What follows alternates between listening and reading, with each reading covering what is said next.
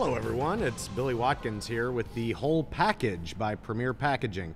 I'm joined today by Mitch Payne. How y'all doing? Hey Mitch. Good. Nice to meet you. Nice to I meet don't think you. we've ever met before, right? I don't think we have myself. Maybe some emails or something. I'm sure have that's. been I think I'm attached on to- every email in this facility, so yeah, I'm sure that's happened. You are the regional ops manager for the Ohio Valley, right? That is correct. Tell us about what that means. What's your job entail? I'd say the main focus would be for me to basically provide the tools for all the facilities that are under my umbrella to operate safely, be productive, and be efficient. And yes, that does entail quite a bit. A lot of it has to do with facility maintenance, but at the end of the day, it has to do with the culture. I've got to help set the standard of Premier's culture and have that trickle on down. But like I said, the biggest part is getting the right people in the right positions, and those that will back up Premier's idea of how we should operate. So, when did you start? How long have you been here? 2016. Okay, so you've been here for a little while, and we have. So certainly, you've been part of all of the growth and expansion, and this big, beautiful building that we're in right now. The process of getting the right people in place. How have you gone about that? Ideally, the best scenario is always to promote within. I've always been a big proponent of that, and I will continue to be that way.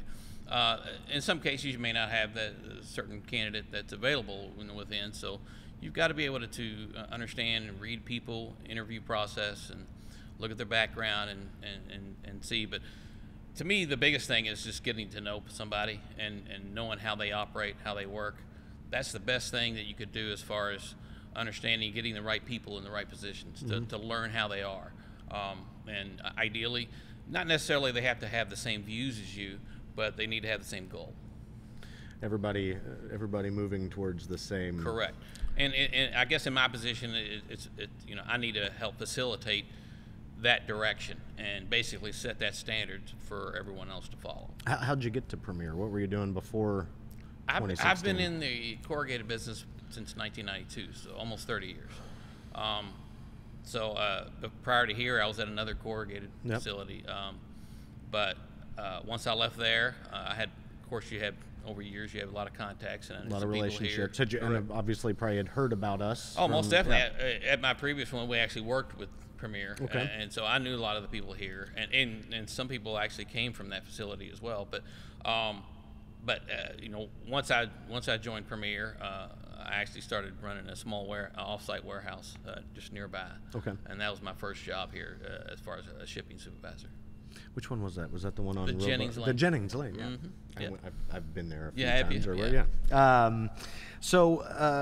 Facilities, kind of management. I would imagine you get calls at all hours of the day. Oh yeah, You pretty much the phone is your best friend and your enemy at the same time. So. But that's all part of it, and I love my job and I enjoy what I do. Anything that sticks out? What's the weirdest thing you've had to deal with in terms of just physically managing sites? The weirdest thing? Yeah, like I don't know. And honestly, in my 30 years in this business, every time I think I've seen it all, I haven't. Right. Something new happens. But yeah, we have different things. I have holes in a roof. I have pipes break. Yeah. I get calls about the alarm company. I mean, you name it. It's a little bit of everything. And not just that. Again, with having the Ohio Valley, there are other. I get notifications and other things as well. Things in Ohio, we've had floods, we've had fire emergencies, all that stuff. You just got to learn to deal with it and not panic.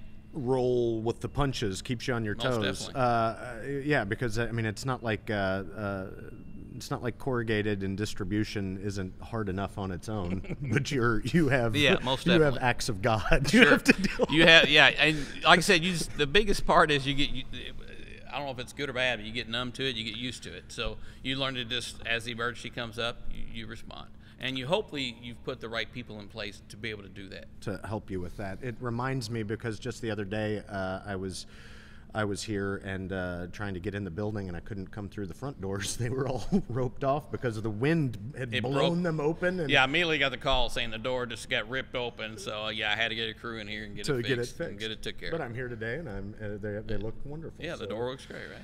Well done.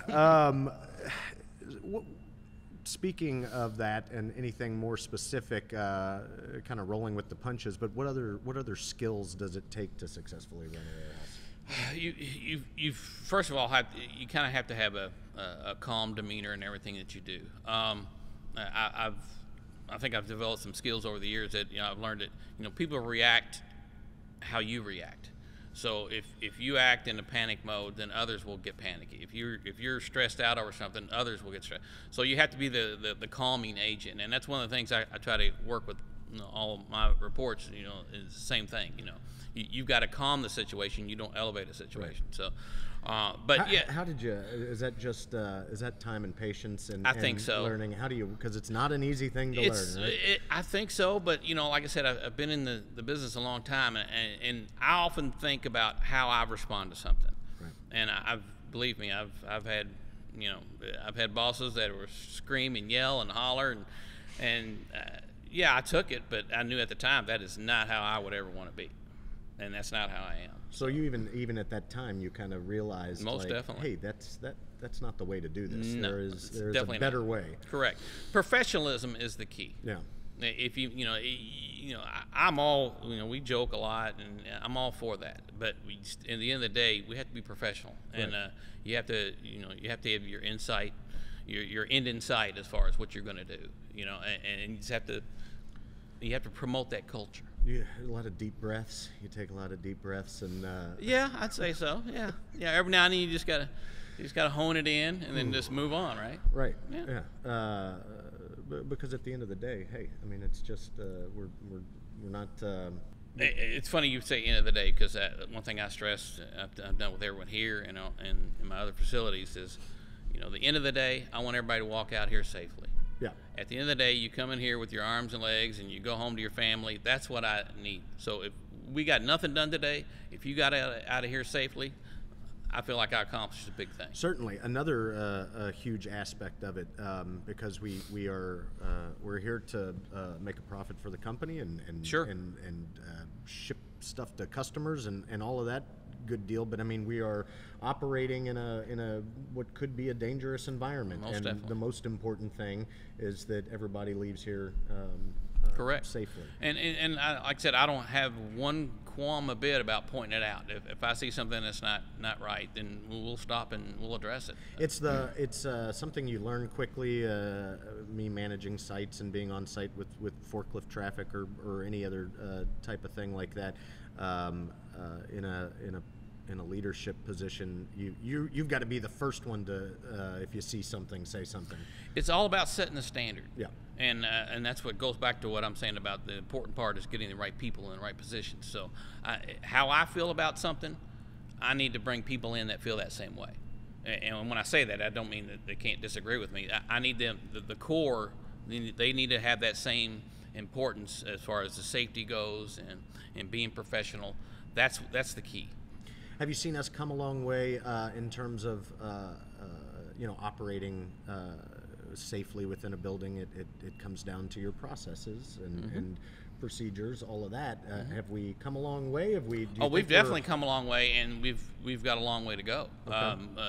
We're working every day on new processes and policies and procedures and training on how we do things, and because it's never done. No, it is never done. Continual improvement is it's just what it says. It's a constant thing. Yeah. And you've got to look at the, certain facilities maybe have certain particular safety things that other ones don't. So you can have a broad range of safety topics and safety things to cover, but sometimes you got to fine tune it for the facility too, because one right. facility may have a hazard that another one doesn't. So right. you've got to be able to react to that. Most days I'm either I can't find my glasses or my wallet or my phone, and I've got to deal with that. But you're in a building with who knows how many finished good items. How do we keep track of everything here? Just to give you a little heads up, the capacity for this building is over 28,000 pallets. Okay. Okay. So and we are at 45. No, I mean, I'm sure we're over the 28,000. No, right? actually, no? we were. Okay. We were prior to peak. Now I do have an off-site warehouse. If I brought all that in, yes, I'd be at 100%. Okay. But right now we're probably low 80% on the capacity. So we have a little room to move. We have a little bit room. Yeah, it's all about, again, training. Everything out there is scannable, and it should be scanned. And we have to make sure that anytime, we always joke with everybody, but I always say if it's on your forks, you scan it. So right. It's never just move something over from right to left. You have to be scanned. So, and then we've got an inventory team. We've got management. We've got receiving. We've got a lot of pieces, especially in this. The Louisville distribution. We've got a lot of things compartmentalized, but it's for a reason, so we can help pull it all together and know where everything is. And for the most part, I think we probably do a pretty darn good job at that, right? I mean, we're I think so. Again, continual improvement. There's always room to get better. There's always you always got new people coming in that you have to train. But how long would it take for me if you were to throw me out there? What's the learning curve for me to understand what's going on and to be a Well, it's probably a little different if you've never operated a forklift. It would probably take a little time. I think in a couple weeks we could have you rolling along pretty good. Okay. But you by no means be an expert, but you can definitely. We have certain processes that we could take everybody through, and there's actually a learning program that they can go through to learn how to scan things, how to move things. So you got a little bit of both. You got to know how the system works, and of course get the experience on the forklift as well. We've got a lot of good people out there, and again, it's all about getting the right people. And it's a constant thing, just like everybody knows. Some places you have high turnover, some you don't. And I think that's what I've seen. Folks who've been here for quite a long time, good tenure, and just recently, this past year, we hired. We were filling positions that we needed, so we've got some new people in here as well, and they're panning out really, really well. And certainly benefit from the experience that the folks that they're working with. Sure. It sounds like a pretty cohesive team. Everybody's there. Going towards the same goal. And one thing I kind of always preach everywhere I go is I want the training to be there, but also want backups on backups. So in other words, I want things to go smoothly when they may not be. So if let's say we have a bad weather condition and half people aren't here, or I want to still be able to function. If I have certain key people that are out, I want backups. Right. So I want somebody to back them up. So we do a lot of cross training. And I'm really pushing forward this coming year on a lot of that. So that way we've got coverage at every facility. Biggest challenge overall, is it that kind of unknown thing that's going to pop up, or do you? As we said earlier, I kind of just roll with the unknown. Yeah. It happens. Some things you can't. You get a little numb to it, and the reason is because at the end of the day, I should be prepared for whatever happens. Yeah. So it's all about being prepared. It's all about you walk the facility, make sure things are safe, but you also have contingencies for what happens and knowing how to handle them. Again, about being calm during those times. What about yourself? What do you do when you're not here having to juggle every single thing? See, when am I not here? No, I'm just kidding. Yeah, for the 6 hours you have downtime, are you sleeping or? Yeah, you don't get much sleep in this kind of business, but it's all good. No, just like typical. I like sports. I like hanging out with. Believe it or not, my kids still want to hang out with me occasionally, so that's kind of nice. That's always a nice. I know, right? Yeah. But it's just family, that kind of thing. Family, friends. It's always at my age, I'm kind of open to somebody calls me up, you want to go do something? Yeah, let's go do it. Let's do it, right? Whatever it is. Yeah. Get me away from this warehouse. It's all good. Now, actually, in my position, I could probably do some of this. Some of this I could. It's like when I help the Ohio facilities. We've got good people there, and they can manage those facilities, but they know to reach out to me if they need something. Right. So you can do it. Some things I can be remote. Remote about how I do things. I don't physically have to be there all the time, but I'm the type of person that, especially here, I'm here. You know, I'm a hands-on. I've always been a hands-on person. You're kind of hard to get a feel for people if you're not there. And it comes down to the folks doing all of these. A process and a getting procedure the right is people. Nothing without the folks to do it right. and perform Right. them correctly. Has technology, you've been in the business for some time. 30 years. And it's changed quite a bit. Oh, yeah. Has it made your life easier? Do you see that? Do you feel it? I would say it could be a combination. And, Yeah. and the reason I'll say that is, back in, 92 when I first started, you were still. I'm assuming you're just doing handwritten everything load tags, right? was written down. You couldn't read people's handwritings, and everybody knows all that stuff. Some of the younger people out here probably have no idea what I'm talking about, but you actually wrote things down. But yeah, but at the same time, with the advances in technology, it definitely there are a lot of it makes things more efficient. Right. There's a lot of that going on, but in that interim, you also added more things you've got to look at. If we can scan everything, and you also got to look at, well, okay, if they're scanning it from A to B, and then we're missing it on C, so you got to research, and how come it didn't come over here? So the advancements are great, but you also have to roll with that, and you have to expand when it comes to that. It has to be operated properly Right. and all of that. And it certainly lends itself to some detective work too, right? Oh, How did we get here? Most definitely. When I first moved into the inventory position, I used to always joke that it was part of the CSI type of thing. Yeah, Because you're just out in the warehouse with a black if I'm light. missing 15 skids, I need to find out where they're at, right? And sometimes it was just in the computer, a glitch. Right. You do have to investigate that. So it happens. Running a warehouse or several for Premier. I don't know why they put this question down, and it seems intense to me, but I'm going to ask it anyway. Okay.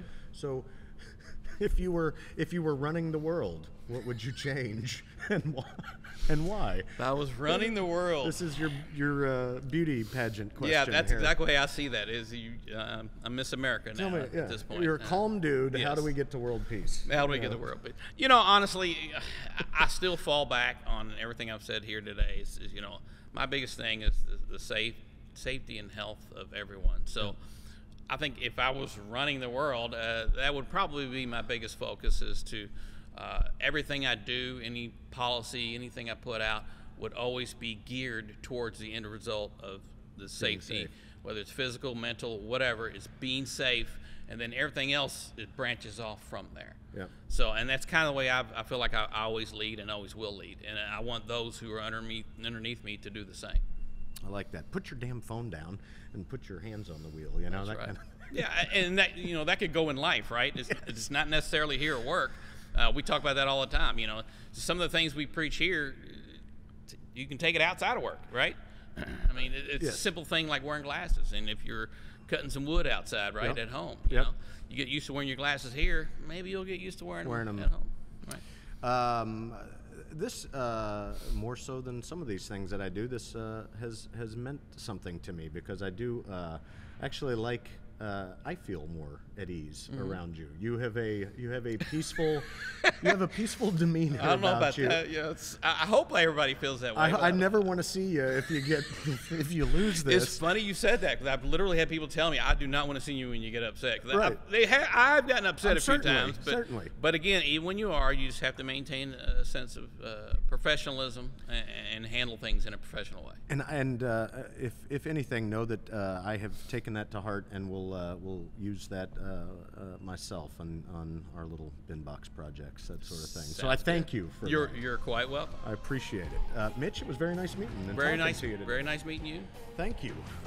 This has been another wonderful episode of The Whole Package by Premier Packaging. Mitch Payne, Billy Watkins. Until next time, bye.